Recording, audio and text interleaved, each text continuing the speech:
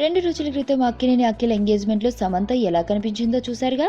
నిశ్చితార్థ వేడుకకు ఎంతో ఒద్దిగ్గా చీరకట్టులో హాజరైంది సమంత. అంతేకాదు అక్కినేని ఫ్యామిలీలో కలిసి బోలెడు సాంప్రదాయాలు కూడా పాటించింది. చైతన్య, అఖిల్, శ్రియా భూపాల్తో కలిసి ఓ లవ్లీ ఫోటోకు కూడా పోజులు ఇచ్చింది. ఇప్పుడు ఆ ఎంగేజ్మెంట్కి సంబంధించిన పార్టీ జరుగుతుంది. అఖిల్ వీక్ పేరుతో ఓ రేంజ్లో సెలబ్రేట్ చేస్తున్నారులే.